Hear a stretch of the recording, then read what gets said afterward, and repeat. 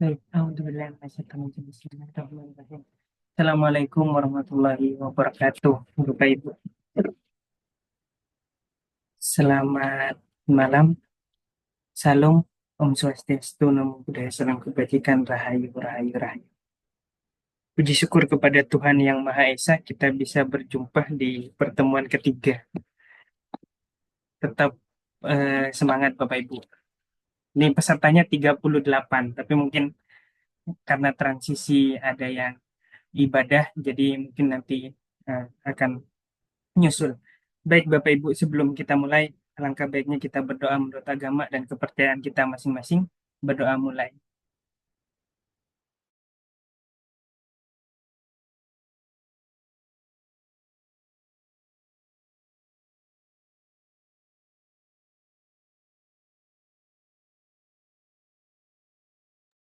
Baik, selesai Bapak Ibu. Selanjutnya izinkan saya membacakan CV beliau, Ibu Dr. Rudianti Dorothea Tobing SH MPum. Domisilinya sekarang di Palangkaraya. Terus beliau merupakan dosen di Lembaga Layanan Dikti Wilayah 6 Kalimantan. Terus sekarang lektor kepala 1150. Jadi eh, detik-detik guru besar sebenarnya Bapak Ibu.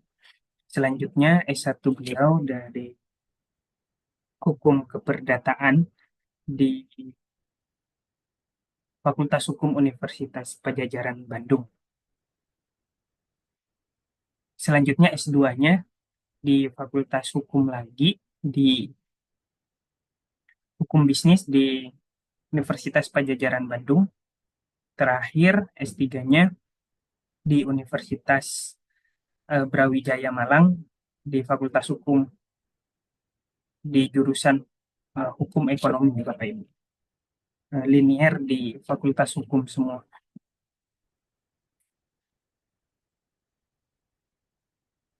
Selanjutnya pendidikan non formal dan training, beliau sangat banyak sekali, saya catat sekitar 45.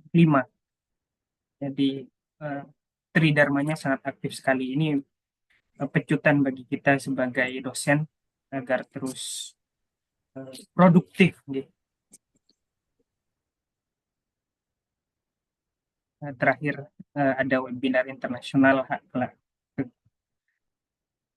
kekayaan intelektual kelayakan internasional Fakultas Hukum Darul Ulum Islam Center 26 November 2024 dan banyak lagi nih pengalaman pengalaman kerjanya, eh, pernah menjadi praktisi di kantor hukum Sigap Panjaitan SH di Bandung gitu. Terus banyak sekali. Sekarang beliau eh, dosen tetap di PK di wilayah 11 Kalimantan di STIH Tambun Palangkaraya, Bapak Ibu. Bahkan di tahun 2018-2023 beliau di Badan Pengawas Pemilihan Umum Bawaslu, posisinya di Komisioner Bawaslu Provinsi Kalimantan Tengah masa jabatan 2018 sampai 2023. Di sangat menarik, apa, praktisi hukum, akademisi hukum, dan di pemerintahan juga sangat complicated. Saya rasa ini bagus buat kita semua sebagai akademisi atau praktisi, Bapak Ibu. Selanjutnya, buku-buku yang sebagai penulis, saya catat ada 10 ya, di beliau sebagai penulis tunggal. Terus untuk book chapter ada 7, terus untuk editor itu ada 18. Terus untuk artikel proceeding Bapak Ibu ada 31. Saya rasa kalau ini BKD udah atur-atur, udah lebih-lebih ya, Bapak Ibu. Menariknya, selain aktif di penulisan ilmiah, beliau juga nulis di artikel surat kabar. Sebenarnya eh, tantangannya sangat variatif ya. Dan apa di surat kabar, di apa di tugas akhir, terus di jurnal itu kan genrenya sangat sangat beda. Tapi ini saya catat ada 17 tulisan di surat kabar.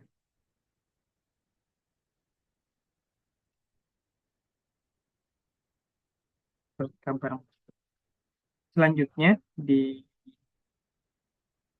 eh, pemakalah yang disampaikan di sosialisasi HAM hak asasi manusia ini ada 8, banyak sekali. Saya udah kirimkan untuk CV beliau. Terus menjadi narasumber itu sejak sejak akademisi itu 83 saja. Jadi saya rasa yang tadi yang saya sampaikan sangat complicated.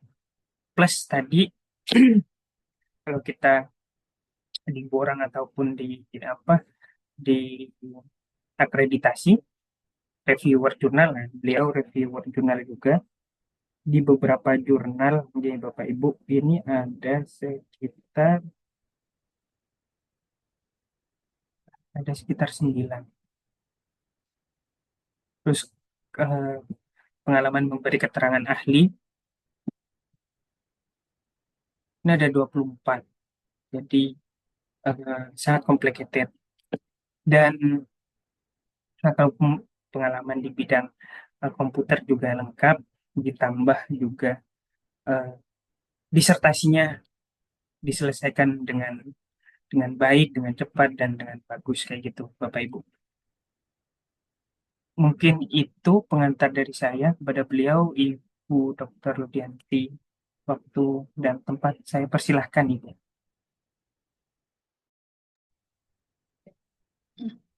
Ya, terima kasih Pak Dr. Kurniawan. Ya. Ah, baik Bapak Ibu yang saya hormati, Assalamualaikum warahmatullahi wabarakatuh. Selamat malam, salam sejahtera untuk kita semua. Mudah-mudahan suara saya terdengar jelas ya. Aman, Ibu, aman. Ya, baik. Yang saya hormati eh, Direktur Asosiasi Peneliti Studi Kalimantan, ya beserta seluruh pengurusnya yang luar biasa ya dengan berbagai kegiatan yang sangat bermanfaat ya baik untuk warga Kalimantan maupun nasional ya. Saya mengikuti sungguh luar biasa asosiasi ini ya. Eh, dan juga tentunya yang saya hormati para peserta kegiatan ini ya. Terima kasih kepada APSK maupun kepada para peserta yang telah berkenan ya untuk mengadakan dan mengikuti kegiatan ini yang tentunya saya merasa sangat berbahagia ya boleh eh, apa boleh berbagi sedikit ilmu yang saya miliki ya kepada Bapak Ibu terutama mengenai bagaimana ketika melanjutkan studi di S3 ya biasanya adalah yang paling menjadi masalah itu bukan kuliahnya ya kuliahnya sih lancar-lancar saja biasanya tetapi biasanya mahasiswa S3 itu terkendalanya oleh disertasi ya. Malah tidak sedikit yang kuliahnya sudah habis dengan nilai yang mungkin juga A semua, tetapi akhirnya harus berhenti karena masalah disertasi. Mohon izin saya ini ya share screen-nya ya Pak ya, mohon izin. Iya, silakan.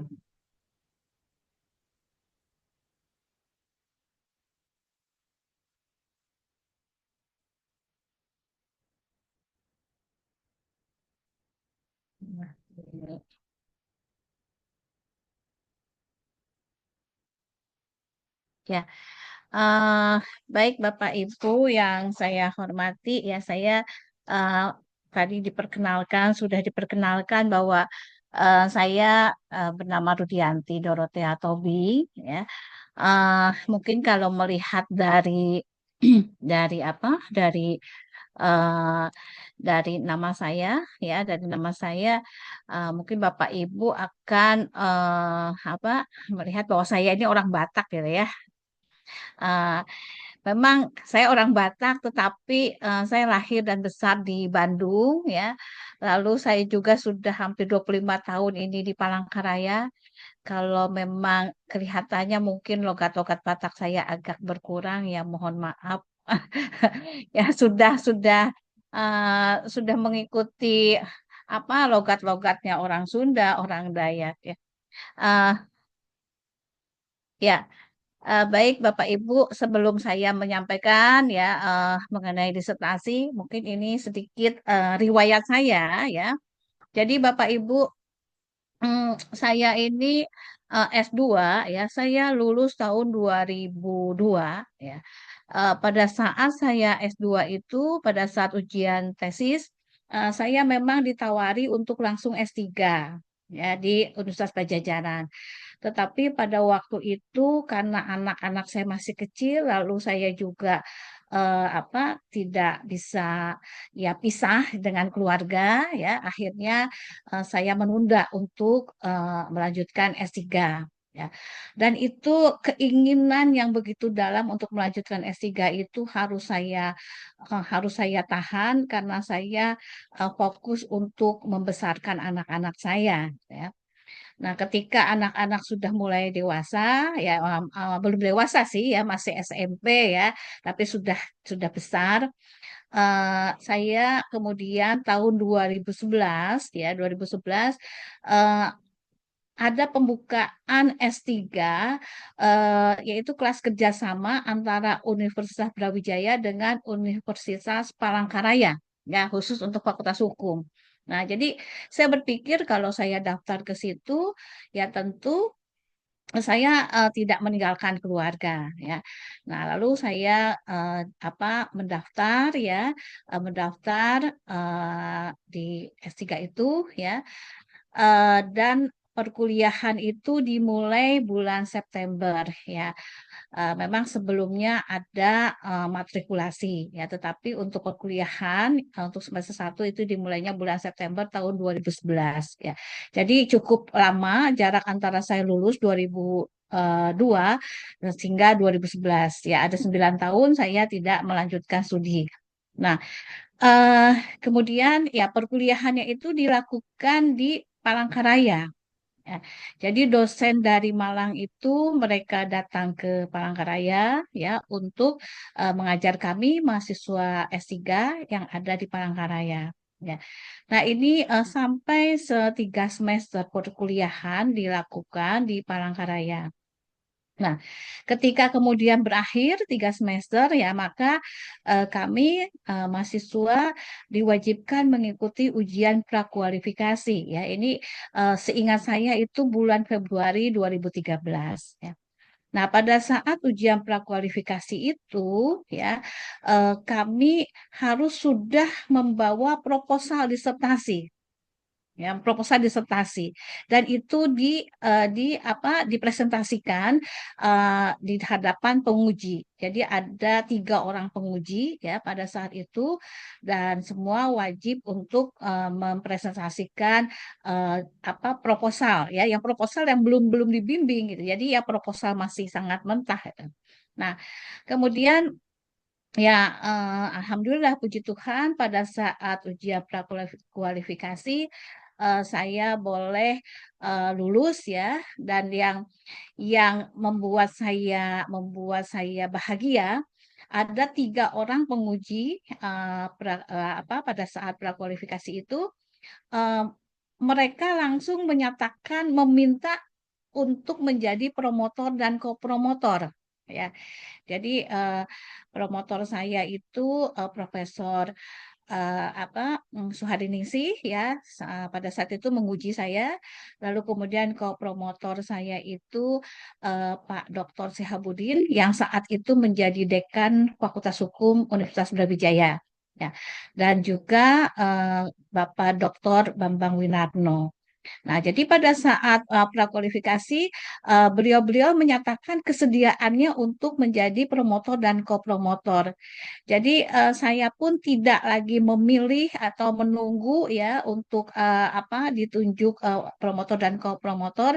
Saat itu juga saya sudah langsung tahu siapa promotor dan kopromotor saya ya. Sehingga tinggal menunggu untuk surat-suratnya saja ya, surat SK-nya sebagai promotor dan kopromotor. Nah, lalu karena pada saat ujian prakualifikasi itu eh, apa rancangan ya proposal disertasi itu yang saya presentasikan sudah dipahami oleh promotor dan kopromotor sehingga eh, bimbingan pun menjadi tidak sulit ya. Beliau-beliau juga ahlinya yang memang saya sejak dari S1, S2, S3 saya konsennya kepada hukum perbankan ya. Dan beliau-beliau juga ahli di bidang itu. Nah, jadi dengan waktu yang cukup cepat ya, bimbingan proposal disertasi ya, di mana kalau bimbingan ini saya yang harus datang ke Malang. Jadi bukan dosen-dosennya ya. Nah, ya dalam waktu beberapa bulan, akhirnya bulan April 2013 saya mengikuti ujian proposal disertasi ya. Jadi kalau di Universitas Brawijaya itu memang pengujinya ada juga dari penguji luar ya. Nah, waktu itu salah satu mungkin tips ya buat teman-teman ya. eh, Waktu itu saya tidak mengambil penguji dari luar Kota Malang. Tapi saya mengambil dari Kota Malang, tetapi dari universitas yang berbeda. Jadi saya mencari informasi, ya siapa guru besar yang menguasai bidang yang saya tulis, ya, tetapi di Kota Malang. Nah, kebetulan ada yang saya kenal, ya. Jadi ketika ketika saya bimbingan proposal disertasi, selain bimbingan kepada promotor dan kopromotor, saya juga berkonsultasi dengan calon penguji, gitu ya, ada calon penguji. Nah, sehingga saya mendapat masukan-masukan dari banyak pihak, ya. Nah, kembali tadi kenapa saya mengambil promotor penguji dari Kota Malang ya? Ya saat itu ya jujur kondisi keuangan yang ya tidak memungkinkan untuk meminta penguji dari luar Kota Malang karena informasinya kalau kita memanggil penguji dari luar kota ya itu kita harus menanggung menanggung eh, akomodasinya ya menanggung transportnya dan itu ujiannya ada beberapa tahap sehingga tentu itu akan menjadi beban buat kita ya ya alhamdulillah puji Tuhan saya mendapat penguji yang di Kota Malang sehingga ya itu pun sangat membantu gitu ya membantu untuk pendanaan ya. Nah, kemudian ya setelah ujian proposal disertasi, maka saya melakukan penelitian ya, penelitian kurang lebih ya beberapa bulan dan bulan September 2013 saya pun me, apa, me, me- melaksanakan seminar hasil penelitian ya. Eh, dan kemudian dari hasil seminar hasil penelitian ini ya ada beberapa perbaikan-perbaikan yang harus diperbaiki sesuai dengan arahan dari promotor dan promotor dan juga dari audiens ada masukan-masukan ya dan sudah diperbaiki maka bulan Oktober 2013 saya ujian tertutup. Ya, Nah, pada saat ujian tertutup itu juga ada sedikit-sedikit revisi ya dari penguji, dan kemudian saya disarankan untuk segera ujian ujian terbuka bulan November. Tetapi pada saat itu jujur kondisi keuangan saya itu ya tidak cukup untuk ujian tertutup ya. Saya masih eh, menunggu ya, ada yang ditunggu ya untuk ujian terbuka. Karena pada waktu itu ya ujian terbuka itu memang biayanya cukup besar ya, cukup besar. Mungkin kalau sekarang lebih sederhana ya. Kalau dulu ujian terbuka itu seperti orang mau ada hajatan ya, itu ada prasmanannya, makannya, ada apa segala ya, itu tidak cukup itu apa eh, biaya ya kalau kita tidak persiapan. Nah, jadi akhirnya bulan Desember 2013 pun saya melakukan ujian terbuka ya, ujian terbuka. Jadi kalau dihitung masa studi saya itu sejak mulai perkuliahan semester 1 ya adalah 2 tahun 3 bulan ya. Dan saya lulus pada waktu itu dengan predikat cum laude ya, dengan IPK-nya itu 3,96 ya.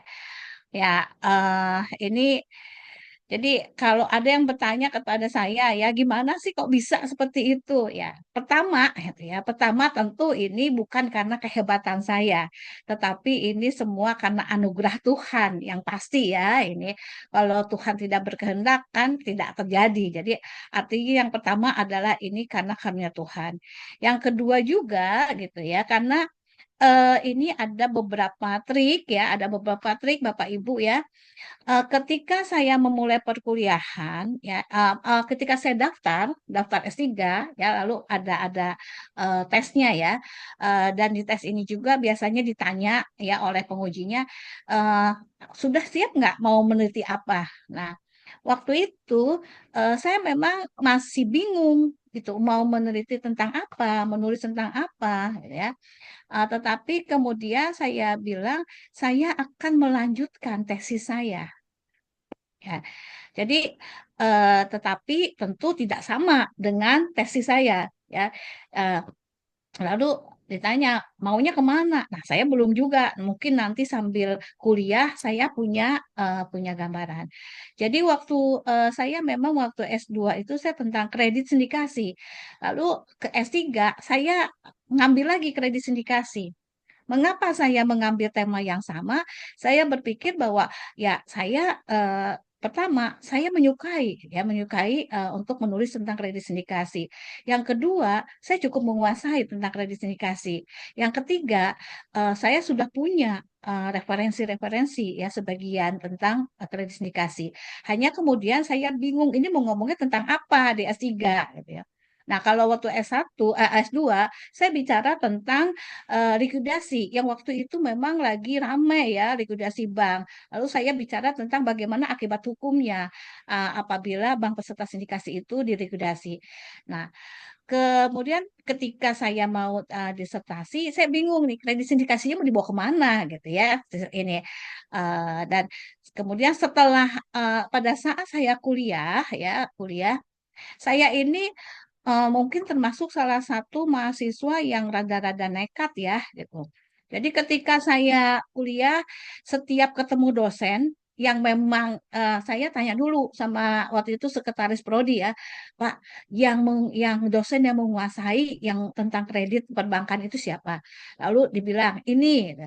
Jadi kalau kalau dosennya datang ke Palangkaraya ya mengajar, saya selesai kuliah itu saya datangi beliau. Lalu saya sudah punya eh, rancangan disertasi, tapi ya yang memang masih acak-acakan ya. Lalu saya sampaikan ke bapak-bapak dosen itu, Pak, mohon izin Pak, saya minta tolong supaya bisa diperiksa ini Pak draftnya disertasi apa proposal. Walaupun saya belum tahu mau dibawa kemana. Nah, lalu dari hasil diskusi dengan dosen-dosen ya, saya pun akhirnya mempunyai gambaran ini mau dibawa kemana. ya temanya ini. Nah, waktu itu kemudian disarankan supaya dikaitkan dengan UMKM, dikaitkan dengan demokrasi ekonomi, ya. Dan saya pun mulai mengumpulkan referensi-referensi.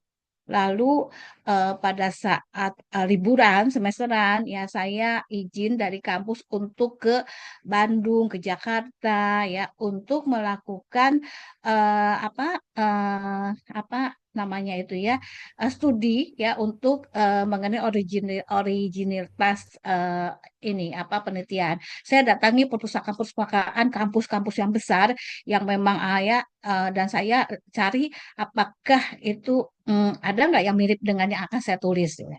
Ya, zaman saya dulu ya tidak secanggih sekarang ya. Sekarang kan bisa tinggal cari di internet ya. Zaman dulu itu harus datang ke kampus-kampus, ke perpustakaan-perpustakaan. Ya. Nah, jadi kalau memang supaya disertasi kita itu bisa cepat ya diselesaikannya, ya ketika dari daftar juga kita sudah punya apa tema yang akan kita angkat ya dia untuk menjadi bahan penelitian kita yang nantinya akan ditulis menjadi disertasi.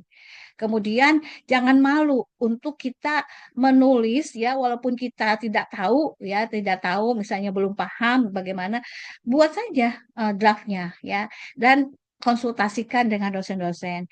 Biasanya dosen-dosen itu senang kalau ada mahasiswanya yang mengajak diskusi, ya, gitu. Dan justru dengan diskusi itu kita banyak sekali dapat masukan. Ya.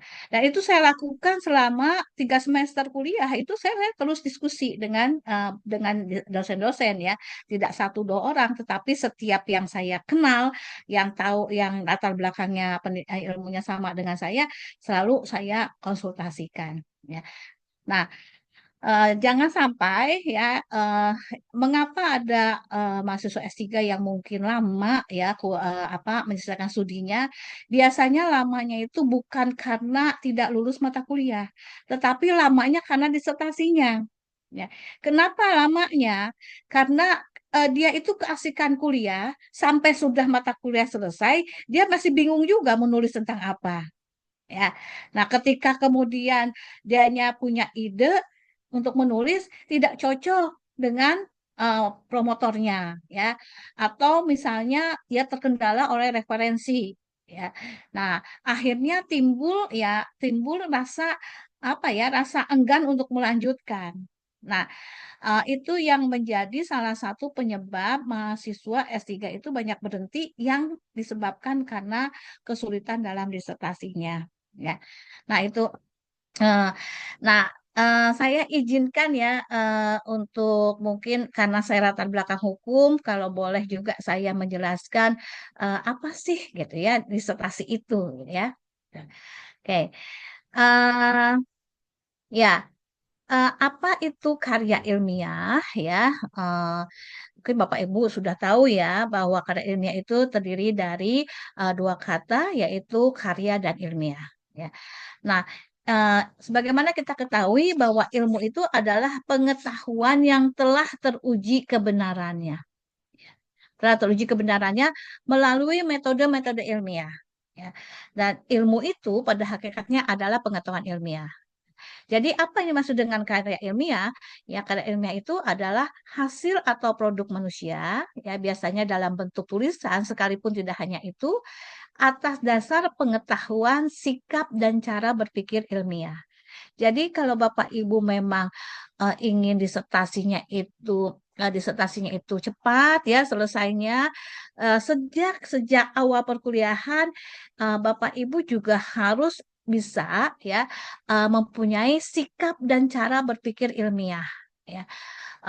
Yang tentunya sikap dan cara berpikir ilmiah ini disesuaikan juga dengan background keilmuan kita ya. Nah, apa tujuan membuat karya ilmiah? Ya, tujuannya yang pertama adalah melatih seseorang untuk menyusun hasil penyelidikannya menurut cara-cara yang lazim dipergunakan oleh sarjana-sarjana di dalam dunia ilmu pengetahuan. Maksudnya penyelidikan ini penelitiannya ya. Nah, jadi melatih untuk menyusun hasil penelitiannya. Nah, seringkali Bapak Ibu ya yang menjadi masalah ya, ada orang yang memang dia kalau bicara ahli ya, wah bagus sekali kalau bicara. Tetapi ketika dia disuruh menulis ya, apalagi dengan cara-cara yang lazim dalam dunia ilmu pengetahuan, dia itu apa mengalami mengalami kendala ya, karena dia tidak biasa menulis. Nah, eh, kalau menurut saya ya Bapak Ibu ya triknya memang kalau awalnya itu sulit, kalau menulis itu awalnya aja yang sulit. Tulis aja, ya tulis tulis tulis nanti lama-lama juga kita akan apa? Akan terbiasa. Ya, biasanya kalau saya membuat suatu tulisan, ya saya bikin dulu, pokoknya baca dulu referensi sebanyak-banyaknya, lalu kutip-kutip, lalu kemudian mana yang penting-penting saya simpan, nulis saja. Toh nanti pada akhirnya juga akan kita ubah-ubah lagi, ya. Tetapi kita tetap mencoba untuk menulis. Ya. Lalu kemudian tujuannya membuat karya ilmiah yang kedua adalah memberi kesempatan kepada setiap orang untuk dapat mengikuti uraian-uraian dan data yang dikemukakan dalam karya ilmiah itu. Jadi kita membuat satu karya ilmiah itu tentu diharapkan dapat bermanfaat bagi orang lain ya, yaitu orang lain bisa membaca hasil penelitian kita ya, yang tentunya hasil penelitian itu pun dapat nanti diaplikasikan ya di dalam kehidupan yang nyata. Jadi kalau membuat karya ilmiah itu bukan membuat seperti novel atau cerita fiksi ya, tetapi merupakan suatu hasil penelitian kita yang ditulis kemudian bermanfaat bagi orang lain ya dan dapat diaplikasikan dalam kehidupan yang nyata. Kemudian ya Bapak Ibu yang saya hormati, ada beberapa jenis-jenis karya ilmiah. Ya. Yang pertama, karya ilmiah biasanya ditampilkan dalam bentuk makalah ilmiah. Lalu ada skripsi, ada tesis, dan juga ada disertasi, ya, dan ada hasil penelitian. Yang tentunya ya karya ilmiah ini sesuai dengan jenis-jenisnya tentu akan berbeda juga ya bagaimana outline-nya, bagaimana metode penelitiannya, ya, dan lain sebagainya. Ya. Nah, eh, kemudian ya ada penelitian ilmiah yang lebih ditujukan untuk pengembangan ilmu dan menguji kebenaran ilmu. Ya. Nah, jadi ada beberapa jenis karya ilmiah yang tentu pada kesempatan ini kita bicara tentang disertasi, ya. Nah, apa itu disertasi? Ya, nah disertasi adalah karya tulis ilmiah yang merupakan tugas akhir mahasiswa untuk meraih gelar doktor, ya S3. Nah, disertasi merupakan salah satu persyaratan kelulusan bagi mahasiswa pasca sarjana. Ya, nah biasanya isi disertasi itu ini saya secara umum ya ada latar belakang masalah, identifikasi masalah, pembatasan masalah, rumusan masalah, tujuan penelitian, manfaat penelitian. Ini proposal ya, proposal biasanya seperti itu. Nah, tetapi untuk nanti outline-nya disertasi ini disesuaikan dengan kampusnya masing-masing karena tidak kampus-kampus bisa berbeda kebijakannya dalam outline dari disertasi ya. Kemudian ada beberapa jenis disertasi ya. Kalau ini untuk ilmu hukum, ada jenis disertasi yang merupakan disertasi empiris, yaitu penelitian yang menggunakan data primer seperti survei, wawancara, eksperimen ataupun observasi. Ya. Yang kedua ada disertasi yang bersifat normatif ya, yang sumbernya adalah bahan-bahan hukum. Nah, pada umumnya eh, yang di bidang hukum ya ini banyak disertasinya yang bersifat normatif ya. Jadi dia mengkaji dengan berpatokan kepada peraturan perundang-undangan sehingga untuk menganalisis ya permasalahan yang ada di disertasi itu yaitu melalui bahan-bahan hukum ya, tidak perlu ke lapangan ya melakukan observasi eksperimen ya ataupun survei, dia hanya bisa dari bahan-bahan hukum ya yang baik berupa bahan hukum primer maupun bahan hukum sekunder dan juga bahan hukum tersier. Bagaimana ya menyusun disertasi Bapak Ibu yang saya hormati, ada beberapa tips ya.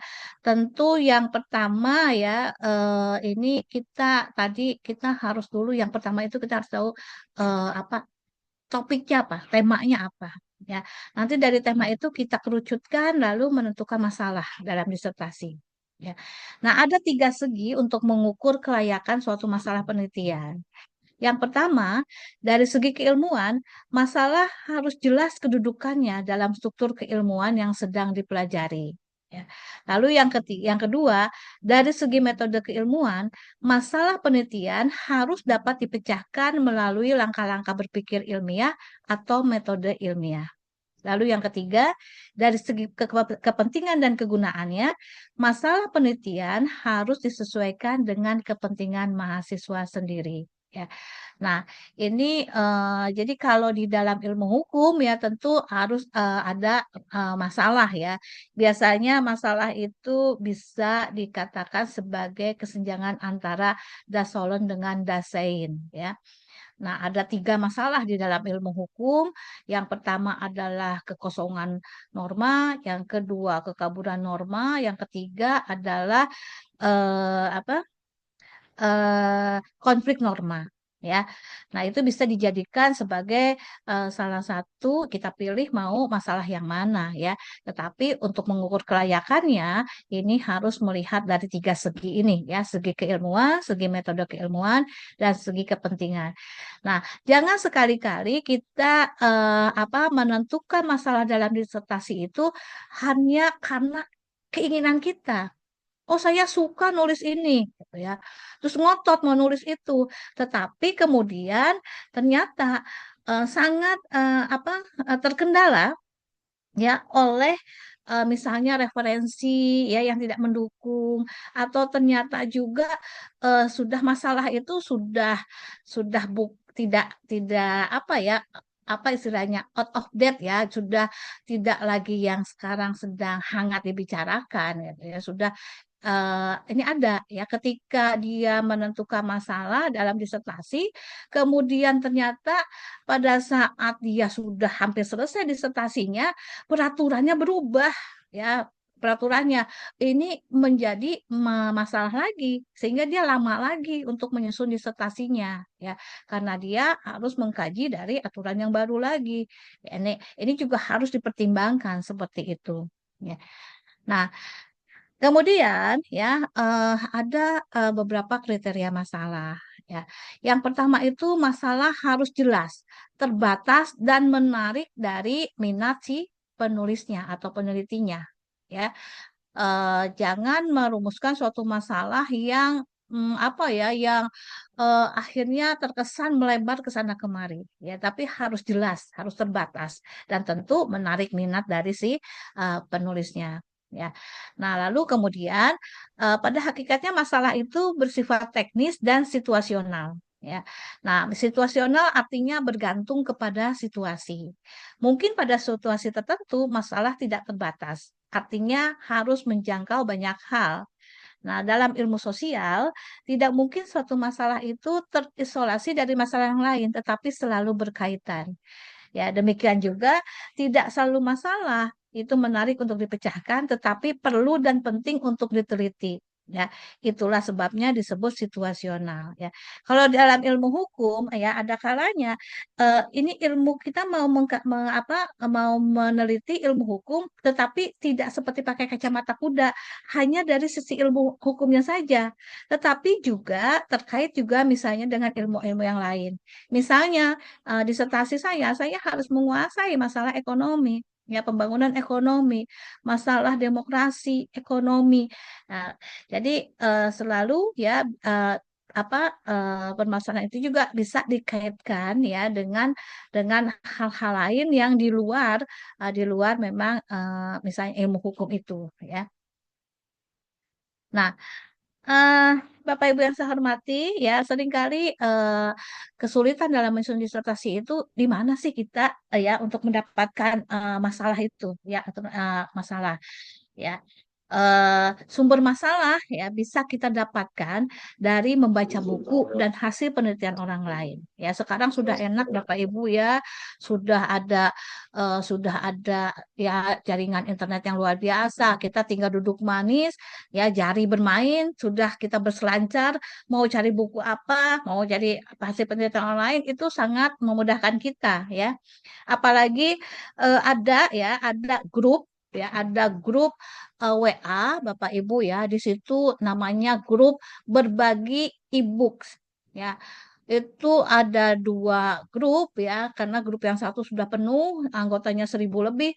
Di grup itu kita saling membagi buku ya, ya berupa e-book. Itu mau dari ilmu apa saja dan hampir tiap hari selalu dibagikan buku.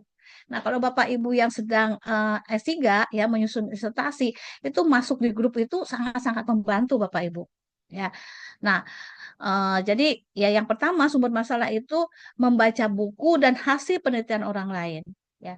Kemudian lakukan juga studi pendahuluan atau studi penjajakan ya atau exploratory study. Ya, nah ini yang saya lakukan waktu itu ya, saya datangi ke beberapa perpustakaan perguruan tinggi yang besar ya. Tapi kalau sekarang sih Bapak Ibu tidak harus dengan datang ke perguruan tinggi ya dengan biaya yang besar. Ya Bapak Ibu bisa melakukan studi pendahuluan atau studi penjajakan ya dengan berselancar. Ya. Kemudian eh ya sumber masalah kita dapatkan dengan kombinasi cara pertama dan cara kedua. Ya. Bagaimana kombinasi itu? Yaitu peneliti terlebih dahulu mempelajari konsep dan variabel dari literatur. Ya, mohon maaf ini salah ketik ya, ini hasanah ilmu maksudnya ya. Kemudian melihat fakta empiris di lapangan, apakah sesuai atau tidak. Nah, kalau ternyata tidak sesuai, ya kita bertanya lagi, mengapa? Nah, dengan adanya pertanyaan mengapa, maka pertanyaan tersebut mengundang peneliti untuk merumuskan masalah penelitiannya. Nah, cara ini lebih baik bagi si peneliti karena dia bertolak dari teori dan konsep dan memadukannya dengan fakta empiris. Ya, kalau sebaiknya ya, saran saya pakailah kombinasi cara pertama dan cara kedua. Membaca buku dan hasil penelitian orang lain, lalu juga melakukan studi pendahuluan atau studi penjajakan. Ya. Nah, Bapak Ibu yang saya hormati, ya tentu dalam kita menyusun disertasi ada yang namanya kerangka usulan penelitian ya. Nah, eh, usulan penelitian atau research proposal pada hakikatnya adalah rancangan yang menggambarkan apa yang hendak diteliti dan bagaimana penelitian itu akan dilaksanakan. Nah, usulan penelitian ini dibuat oleh peneliti atau oleh penulis yang akan menyusun karya ilmiah dalam rangka menyelesaikan studinya. Ya. Nah, bentuk usulan penelitian bisa berbeda satu sama lain, namun memiliki hakiki yang sama jika dilihat dari unsur-unsur yang harus ada dalam usulan penelitian. Jadi kalau saya membaca ya beberapa proposal disertasi ya, pada umumnya ya ada unsur-unsur yang sama ya, yang memang harus ada di dalam usulan penelitian. Ya. Nah, eh, yang tentunya ya dalam menyusun kerangka karya ilmiah itu ya kita melihat harus memperhatikan unsur-unsur yang tadi ya. Nah, Bapak Ibu yang saya hormati ketika kita menyusun suatu kerangka karya ilmiah ya dalam hal ini disertasi ya sebetulnya menyusun kerangka karya ilmiah itu sama fungsinya dengan mendirikan rangka untuk sebuah bangunan. Kerangka itulah yang kelak menjadi pola-pola pokok yang sangat menentukan bentuk terakhir dari karya ilmiah. Ya, sebuah kerangka atau outline karya ilmiah yang baik selalu memperlihatkan suatu sistematik tertentu. Nah, sistematik dapat disusun atas dasar berbagai sudut pandang. Jadi Bapak Ibu, kalau Bapak Ibu mau membuat suatu rancangan ya kan apa misalnya proposal disertasi, ya buat dulu outline-nya, kerangkanya. Ya, karena nanti dari kerangkanya itu pun akan menentukan bagaimana hasil akhirnya dari suatu disertasi kita. Ya, jadi outline ini mempunyai peranan yang sangat penting. Saya juga kalau misalnya saya menulis ya, menulis buku, yang pertama saya buat itu outline-nya dulu. ya outline. Nah, walaupun nanti mungkin bisa berubah, tetapi paling tidak outline itu adalah suatu pedoman untuk kita ya menulis disertasi. Sudah ada kerangkanya ya. Sama seperti membuat rumah kan, ada kerangkanya. Kita mau misalnya kamarnya ada berapa? Ada dua ya. Nah, tentu rangkanya bangunan juga akan dibuat rangkanya adalah kamarnya dua. Sama dengan disertasi, kita mau membuat suatu rumusan masalah adanya dua, ada dua ya dimasukkanlah di dalam outline tersebut. Ya. Nah, eh, untuk menyusun kerangka karya ilmiah ya tentu ini harus ada judulnya, lalu latar belakangnya, kemudian permasalahan, tujuan dan kegunaan penelitian, kerangka teori, lalu metodologi dan daftar pusaka ya. Ini. Ah, ya, ini kerangka disertasi ya, jadi outline disertasi ini secara umum ya, ya saya mengambil contoh salah satu dari salah satu perguruan tinggi di Jakarta ya. Ini dalam bab satunya itu pendahuluan ya. Pendahuluan ini berisi latar belakang permasalahan, lalu rumusan masalah, kemudian tujuan penelitian, manfaat penelitian, orisinalitas penelitian ya. Ini sangat penting supaya tentu ini menunjukkan bahwa memang yang kita tulis di disertasi ini adalah memang berbeda dengan hasil-hasil penelitian yang lain ya. Kita boleh melihat hasil penelitian sebelumnya, tetapi tentu tidak sama ya. Boleh kita mengambil penelitian yang lama lalu kemudian diperbaharui ya. Nah, kemudian juga ada kerangka berpikirnya, ya, lalu sistematika penulisan. Dan biasanya bab 2 ini adalah kerangka teori. Nah, ini yang seringkali juga menjadi masalah di dalam penyusunan disertasi, Bapak Ibu ya. Ketika kita membuat satu kerangka teori, kita bingung mau pakai teori yang mana ya untuk menganalisis permasalahan di dalam disertasi itu, ya. Nah, saran saya Bapak Ibu ya perbanyak untuk membaca buku-buku yang terkait dengan teori ya. Kalau di bidang hukum itu banyak sekali ya teori-teori hukum. Kita pelajari dulu, kemudian kita lihat cocok nggak ya gitu teori ini sebagai pisau analisis untuk menganalisa permasalahan yang akan kita tulis ya. Ada kalanya kemungkinan teori yang sebetulnya kita bagus ini teorinya, tapi ternyata kurang cocok dengan permasalahan yang ada di disertasi kita. Lalu kemudian bab 3 ini biasanya tentang metodologi penelitian ya. Ada pendekatan penelitian, ada spesifikasi penelitian, sumber data penelitian, teknik pengumpulan data dan analisa data. Metode penelitian juga sangat terkait erat dengan rumusan permasalahan yang akan kita tulis ya. Sehingga nanti juga menentukan metode penelitian yang mana yang cocok untuk dipakai. Ya, lalu kemudian bab 4 ini hasil penelitian dan pembahasan. Ya, kalau rumusan biasanya ya, kalau rumusan masalahnya ada dua, maka di bab 4 juga ada dua bab. Ya, kalau rumusan masalahnya ada tiga, maka di bab 4 itu ada tiga bab. Lalu bab 5 kesimpulan dan saran, biasanya kalau rumusan masalah ada dua, kesimpulan ada dua, ya. Tapi kalau saran boleh sebanyak-banyaknya. Kemudian daftar pusaka dan lampiran. Ya. Nah, oke, sorry ya, ini. Nah, itu Bapak Ibu yang mungkin bisa saya sampaikan ya. Nanti kita mungkin bisa bisa diskusi lebih lanjut ya. Demikian yang bisa saya sampaikan. Terima kasih Bapak Ibu dan saya kembalikan kepada moderator. Baik, Ibu. Eh, Terima kasih sekali. Penjelasannya sangat holistik ya, Bapak Ibu semua. Mulai dari awal prosesnya sampai eh, apa ya trialnya ataupun halangan rintangannya udah dijelasin bahkan kerangkanya ya. Silahkan Bapak Ibu yang mau bertanya saya persilahkan.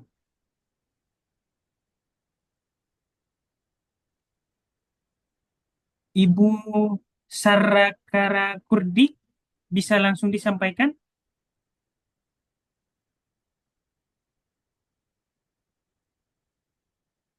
Silahkan Bapak Ibu. Ya, Assalamualaikum. Waalaikumsalam. Silakan, silakan.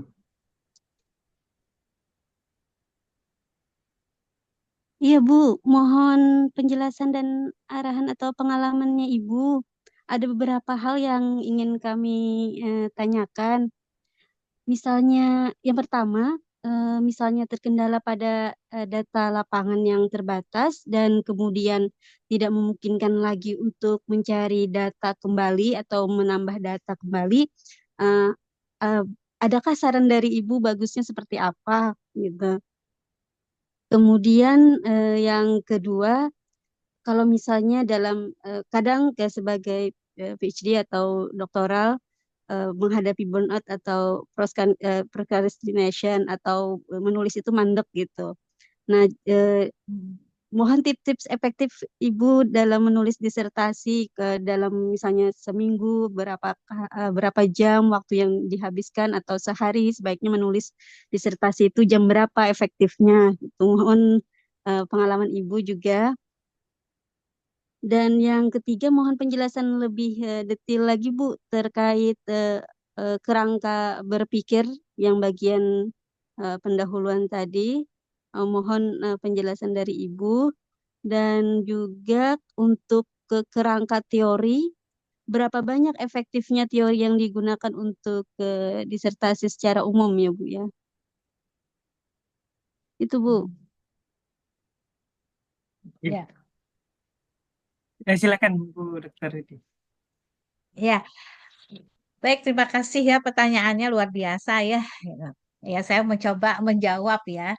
Hmm, saya pernah mengalami ketika saya S2 ya dulu.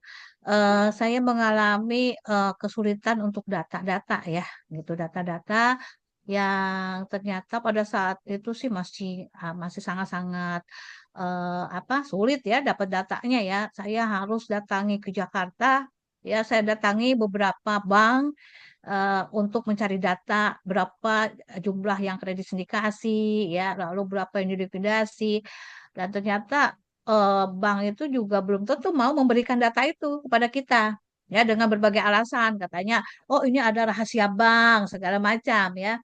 Nah, saya waktu S2 itu menunggu data itu ya hampir 1 tahun baru dikasih oleh bank dan ternyata bukan angka yang kita minta, tapi hanya hanya 1 lembar ya. Nah, itu memang salah satu kesulitan kita menyusun disertasi ketika kita mentok kepada data yang mau kita dapatkan ya. Nah, tetapi kalau karena saya kemudian akhirnya saya berubah tidak lagi yang mau pakai empiris ya. Jadi metodenya saya ganti. Rumusan masalah juga akhirnya saya arahkannya kepada normatif supaya saya tidak harus mencari data ke lapangan.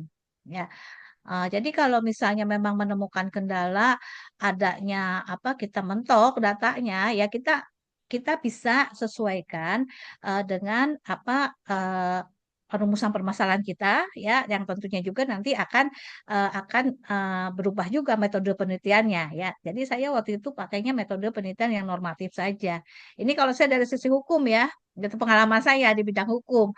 Tapi kalau di bidang misalnya yang eksak yang memang harus ada data yang ya yang memang ini lah saya belum pernah mengalami hal itu gitu. Tapi kalau untuk yang bidang hukum saya pernah mengalami memang kendala dalam data. Tetapi kalau misalnya kita pakai normatif yang memang bahan-bahan hukum ya, ini bahan-bahan hukum saat ini sangat sangat mudah sekali kita dapat ya. Gitu. Dulu saya mau mencari peraturan Bank Indonesia, saya harus datang ke Jakarta ke Bank Indonesia, ya, pakai surat minta ya izin penelitian, lalu kemudian nanti ke perpustakaannya, lalu nanti dikasih ini PBI-nya, peraturan Bank Indonesia-nya, fotokopi, tinggalkan KTP, ya. Kalau sekarang tinggal di rumah, jari aja, tinggal tulis kan. Peraturan Bank Indonesia nomor sekian langsung keluar, langsung download ya. Jadi kalau bahan hukum itu relatif saat ini tidak sulit untuk kita dapatkan. Lalu yang kedua tadi mengenai kerangka berpikir ya, ya kerangka berpikir ya. Nah, kalau jadi begini Bapak Ibu ya, memang ada suatu pertanyaan ini. Ya, kita itu dalam menyusun suatu karya ilmiah, judul dulu atau rumusan masalah dulu. Ya, ini ada ini. Ada yang ini mau judul dulu gitu, baru nanti rumusan masalah. Sebetulnya Bapak Ibu ya, dalam membuat satu karya ilmiah itu biasanya kita membuat rumusan masalah. Ya, rumusan masalah dulu.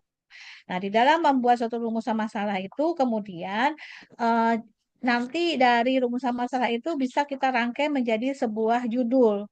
Ya, di mana di dalam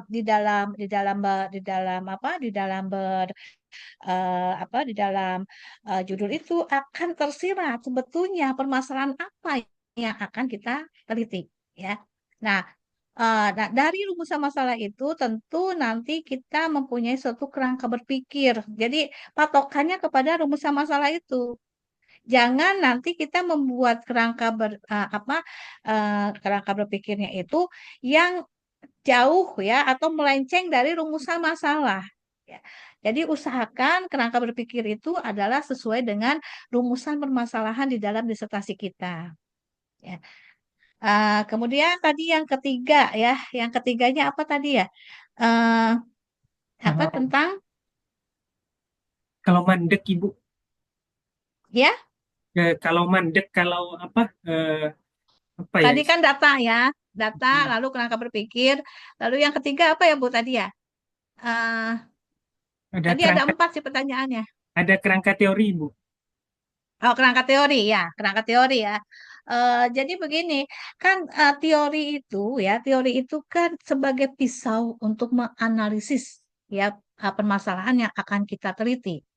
Jadi kalau seperti di dapur ya, tentu masa mau motong kangkung pakai golok kan nggak cocok. Ya, nah artinya kita juga harus memilah-milah teori-teori mana yang cocok ya dengan rumusan permasalahan kita. Nah, lalu tadi ini seberapa efektifnya gitu ya? Ya tentu kita yang akan menulis kita akan tahu nih teori mana nih yang cocok ya. Lalu juga jangan terlalu banyak juga teori yang dipakai ya, tetapi teori yang memang cocok dengan disertasi kita. Ya, kadangkala ada memang orang mau pakai teori ini, teori itu. Tapi kalau juga terlalu banyak teori ya yang dipakai belum tentu juga menjadikan disertasi kita analisisnya lebih bagus ya gitu. Nah, tapi juga jangan cuma pakai satu teori atau dua teori ya pisau analisisnya ya. Paling tidak ya antara misalnya ada 3, 4 teori yang memang terkait dengan disertasi kita. Ya. Nah, itu ya. Lalu yang keempat, pertanyaan keempat, hmm, ya bagaimana triknya menulis ya gitu. Nah, ini sebetulnya gini Bapak Ibu ya. Biasanya nih sifat manusia yang saya alami, kalau saya sedang ini ada terinspirasi ya, ini bagus nih tulis gitu ya. Saya nggak peduli jam berapapun. Kadang-kadang bisa tengah malam terbangun, oh ya ini kayaknya kalau dimasukkan nih ini bagus gitu ya. Nah, lalu saya langsung duduk di meja, saya tulis ya supaya nggak lupa. Karena kalau nggak gitu tuh lupa ya. Lalu kemudian kalau kita sedang sedang menulis itu kadang-kadang mut-mutan loh. Kadang-kadang kita mood menulis ya, bisa berjam-jam di depan komputer nulis. Tapi kalau sudah hilang moodnya, bisa berbulan-bulan nggak nulis. Ya. Nah, itu salah satu kendala juga. Jadi ketika kita sedang mau tulis saja gitu dan upayakan ya kita selalu punya mood untuk menulis. Jadi apalagi disertasi kan kita kan terbatas waktu pasti promotor ke promotor kan nanya ya. Nah, ada kalanya ya kita memang misalnya ya lagi nggak pengen banget nulis tapi usahakan untuk tetap nulis ya. Dan jangan berhenti. Kalau kita berhenti kita akan malas untuk memulainya lagi. Nah, jadi kalau ditanya jam berapa Bu bagusnya menulis, selama kita lagi punya ide tulis ya. Nah, kalaupun misalnya kita lagi kerja kita nggak mungkin buka laptop, ya ditulis di kertas saja, tulis diingat-ingat. Ini nanti nulis tentang ini ya, gitu ya. Cari tentang ini, gitu. Itu sih apa pengalaman saya seperti itu. Jadi tengah malam pun saya bangun nulis. Misalnya, oh ini bagus tentang ini, coba cari cari buku tentang ini. Tapi besok nyarinya jangan tengah malam gitu kan. Ya, itu Bu ya. Jadi tidak yang harus subuh, harus siang, malam gitu ya. Itu tergantung kita juga. Kalau kita memang dan menulis itu juga tergantung suasana hati ya. Kalau badan lagi capek juga dipaksa juga nggak bisa nulis ya. Apalagi lagi misalnya di rumah lagi berantem dengan suami atau dengan istri. Kadang-kadang itu juga mengganggu mood kita menulis ya. Kata. Jadi menulis itu perlu ketenangan, ketenangan pikiran ya, jiwa. Tapi kalau masalah misalnya dompet kosong, jangan jadi alasan tidak menulis. Ya, gitu ya. Tetap harus kita harus menulis. Begitu yang bisa saya jawab ya Bu ya. Terima kasih banyak Ibu. Ya, baik. Ya. Silakan Bapak Ibu, eh, yang mau bertanya lagi silakan.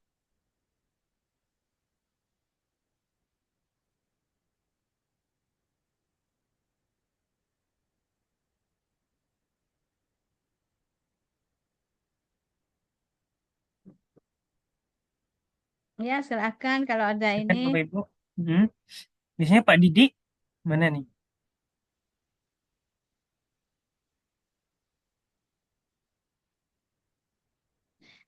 Tadi di itu di apa di Kolom chat nih. ada di chat ya, ada yang bertanya ya di kolom chat, ada yang bertanya mengenai grup ya berbagi ebook ya, ya, ya.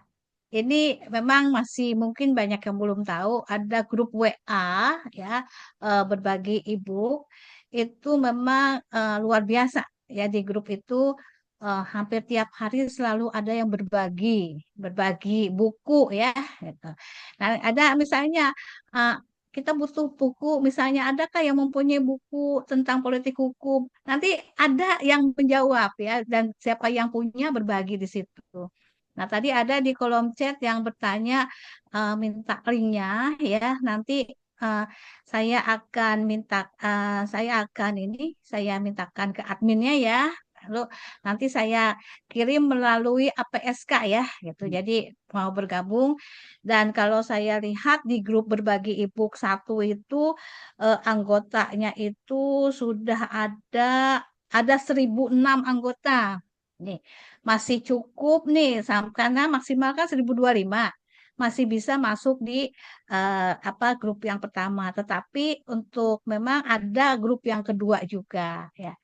Jadi kalau saya sarankan Bapak Ibu bisa gabung di grup itu ya. Nanti untuk linknya akan saya sampaikan melalui APSK. Demikian Pak Kurniawan, Pak Dr. Kurniawan. Oke, oke, Ibu. Terima kasih Ibu katanya Bu Rosdiana. Oke, Iya, sama-sama. ini Bu dari Pak Abdur Rohim. Bu minta tolong untuk ulangi mengenai bab 2 Bu tentang teori. Bagaimana konsepnya? Ya, oke ya. Untuk teori ya, untuk kan begini. eh, Kalau kita lihat ya, kita S1 kan membuat skripsi ya, S2 membuat tesis, S3 membuat disertasi. Ya. Biasanya kalau skripsi itu kan hanya dalam paparan deskripsi, deskripsi ya. Jadi namanya juga deskriptif analitis, hanya mendeskripsikan ya dan menganalisa. Tidak perlu pakai teori untuk pisau analisisnya. Tetapi ketika kemudian kita membuat tesis, ya, di situ dibutuhkan adanya teori, ya, ada sebagai pisau analisis, ya. Nah, kemudian di tahapan yang ke disertasi, kita tidak hanya mendeskripsikan, tetapi juga kita menganalisis, ya, permasalahan yang akan diteliti melalui teori-teori, ya. Kemudian juga, ya, karena eh, disertasi itu kan di dalam tahapannya apa filosofi ya. Jadi namanya juga kalau di luar negeri kan PhD ya, gitu kan. Jadi tataran filsafatnya harus ada dan harus ada ada suatu hal yang baru ya, hal yang baru dari hasil penelitian kita. Nah, jadi di dalam disertasi itu juga ya teori-teori yang kita pakai itu disesuaikan dengan rumusan permasalahan. Misalnya ya, contohnya saya disertasi saya itu tentang apa perjanjian kredit sindikasi ya yang berasaskan demokrasi ekonomi. Ya, berdasarkan ini, tentu karena kredit sindikasi ini juga merupakan itu saya di dalam disertasi itu saya untuk UMKM ya, untuk UMKM yang bermuara kepada suatu kesejahteraan ya, kesejahteraan rakyat, masyarakat. Maka saya memakai teori negara kesejahteraan. Ya, apa itu dari negara kesejahteraan dan bagaimana ya misalnya tujuannya dari negara kesejahteraan sehingga kemudian kaitannya bagaimana dengan kredit sindikasi kepada UMKM. Ya. Lalu kemudian juga saya pakai teori kebijakan ya karena mengenai kredit sindikasi kepada UMKM ini perlu ada suatu kebijakan dari pemerintah ya ada goodwill ya itikat baik dari pemerintah melalui kebijakan-kebijakannya. Lalu juga saya bicara tentang pakai teori keadilan. Kenapa saya pakai teori keadilan? Karena ternyata kredit sindikasi selama ini hanya dinikmati oleh pengusaha-pengusaha besar, sementara UMKM tidak menikmati itu. Nah, demi keadilan maka seharusnya kredit sindikasi itu juga bisa dilakukan kepada UMKM ya, itu konsep saya. Eh, nah, itu jadi dan teori keadilan juga berbagai macam ya gitu. Dan dari teori keadilan itu kita cari keadilan yang mana yang paling cocok dengan disertasi yang akan saya tulis. Ya, saya tidak pakai teori keadilannya Aristoteles ya, teori keadilan dari apa yang lain ya, yang ternyata yang cocok setelah saya pelajari, saya lebih cocoknya pakai teori keadilan dari John Rawls. Jadi yang kalau dia katakan teori memang ada namanya sama, tetapi belum dan itu banyak sarjana-sarjana yang mengajukan ya berbagai teori, tetapi belum tentu gitu ya semua eh, semua itu cocok. Jadi harus dipilih mana yang lebih cocok. Gitu. Ya, jadi untuk teori memang eh, dan biasanya ya ini triknya kita juga lihat disertasi-disertasi orang yang memang ada mirip-mirip dengan kita, ya kita bisa juga lihat teori apa yang dipakainya. Ya itu salah satu triknya juga. Jadi eh, apa dari teori yang dipakai orang kita lihat lalu eh, apa jadi saya itu dulu ya waktu kuliah, saya paling rajin ikut seminar hasil penelitian punya orang lain ya. Dan biasanya kalau ikut seminar hasil penelitian, kita dikasih bukunya ya, buku hasil penelitiannya. Itu saya kumpulkan dan saya baca, loh kok hampir sama ya, yang ini pakai teori ini, gitu ya. Dan itu memang akhirnya membantu saya di dalam menyusun disertasi. Ya. Sehingga saya belajar dari senior-senior yang memang sudah duluan untuk menyusun disertasinya. Itu Pak, jawaban dari saya ya. Mudah-mudahan memuaskan yang bertanya ya. Terima kasih Bu. Ya, Ya, sama-sama Pak Abdul Rohim.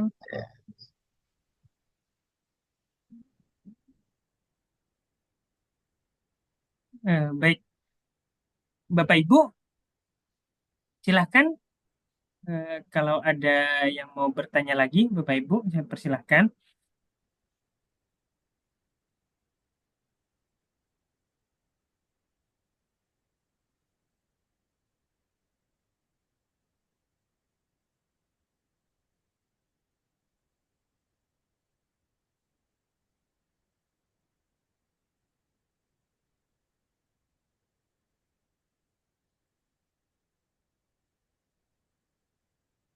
Gimana Bapak Ibu?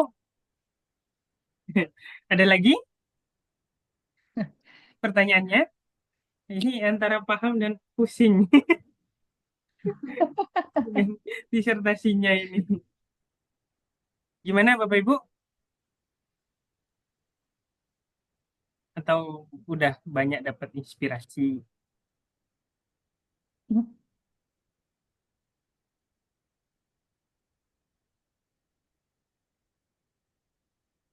Ini kalau Bapak Ibu yang mungkin saat ini sedang menyusun disertasi ya, eh, kalau mau membuat ya disertasi, jangan yang merepotkan diri sendiri itu. Ya. Ada yang terlalu idealis kan, pengen maunya begini, pengen yang sempurna ya, akhirnya jadi diri sendiri yang direpotkan ya. Ada juga yang apa tidak sependapat dengan promotornya. Kadangkala kita memang harus mengalah gitu kepada promotor ya. Gitu. Artinya bukan mengalah ngikutin terus, tapi kita bisa menjelaskan ya apa yang akan kita tulis kepada promotor kita ya toko promotor.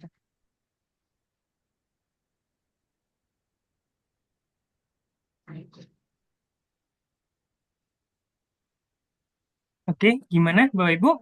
Cukup? Ada lagi pertanyaan? Cukup?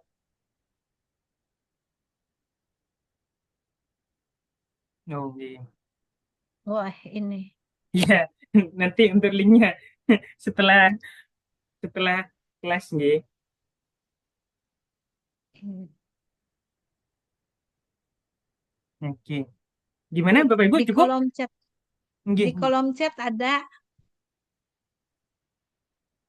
Ibu Sarakara Kurdi ya. Nah, Ibu mohon sharing buku atau referensi untuk teori kebijakan yang populer, Bu. nah, nggih. Silakan Ibu. Nah, ya, nanti bisa kita ini ya, apa, eh, ada beberapa buku ya tentang teori kebijakan. Cuma saya sekarang juga saya agak lupa judul-judulnya ya, gitu ya. Nanti bisa kita ini ya, kita kalau saya ini tahu nomor WA ya, kita mungkin kita bisa sharing ya. Ini nanti kebetulan ini saya di rumah juga saya punya perpustakaan mini ya. Saya punya perpustakaan. Nah, ada beberapa buku nanti bisa saya fotokan ya. Atau misalnya Bapak Ibu, saya juga punya perpustakaan online, ya, perpustakaan online. Saya simpan di dalam Google Drive saya. Ini nanti bisa saya share ya linknya. Eh, dan itu ada ribuan buku dengan berbagai macam bidang ilmu, ya. Itu mau mau berbagai macam buku ada di situ dan Bapak Ibu bisa mendownloadnya secara gratis ya karena di perpustakaan online saya ini saya buka untuk semua yang saya kasih linknya ya dan hampir tiap hari selalu saya tambah buku-bukunya itu ya.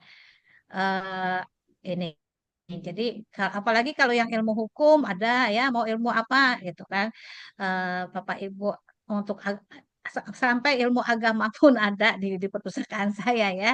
Gitu. Berbagai agama ada di situ. Lalu kemudian ilmu ya nanti bisa saya berikan linknya ya link Google Drive saya yang mudah-mudahan bisa bermanfaat untuk Bapak Ibu untuk mencari referensi yang diperlukan dalam penyusunan disertasi.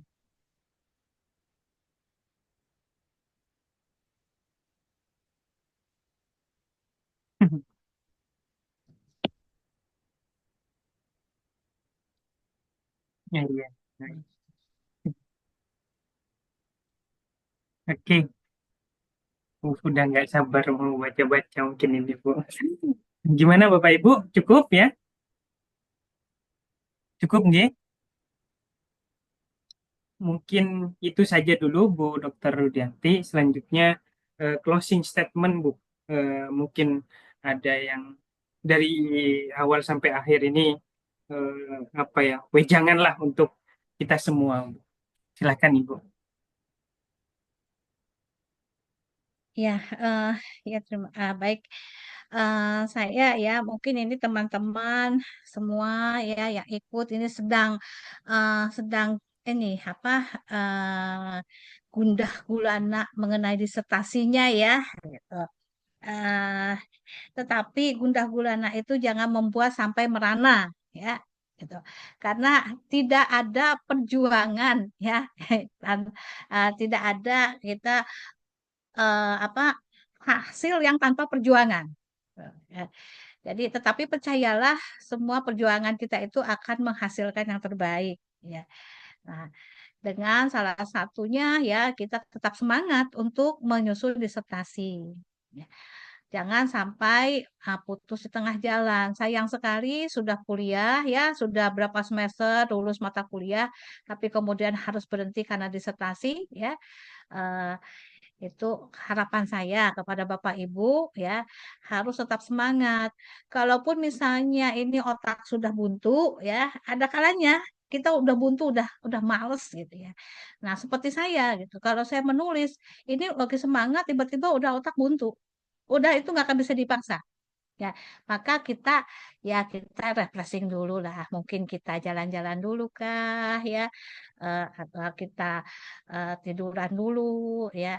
Atau misalnya untuk ibu-ibu biasanya senang nonton drakor kan, ya gitu kan. Boleh kan kita yang S3 juga boleh kok nonton drakor ya manusiawi.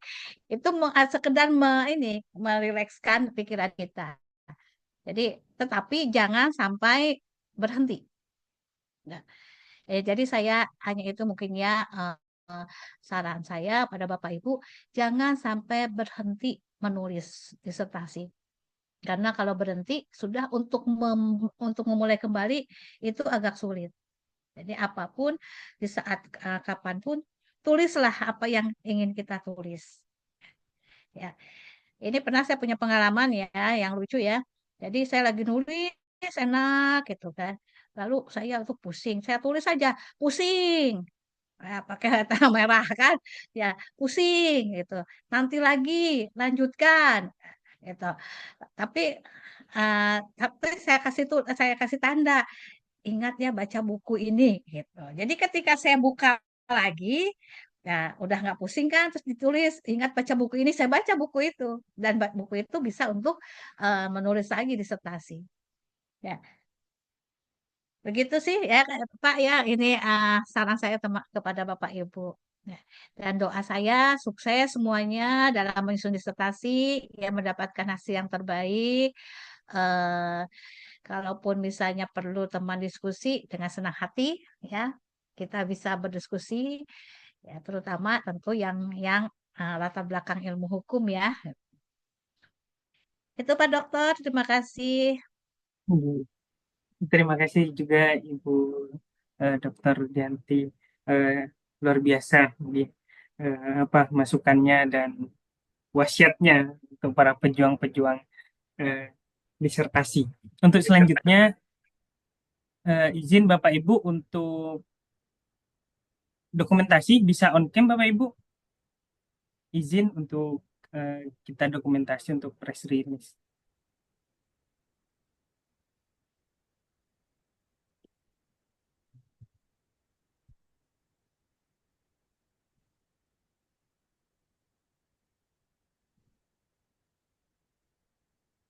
Ya bisa.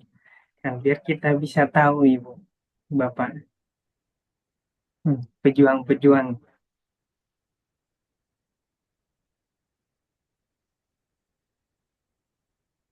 Baik, eh, izin saya ambil gambarnya Bapak Ibu. Satu, dua, tiga.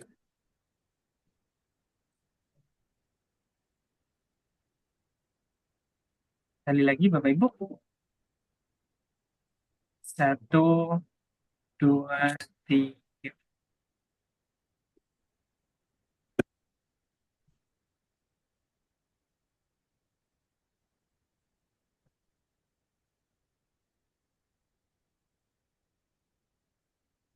Cukup Bapak Ibu. Sebelum kita tutup, marilah kita berdoa. menurut agama dan kepercayaan kita masing-masing. Berdoa dimulai.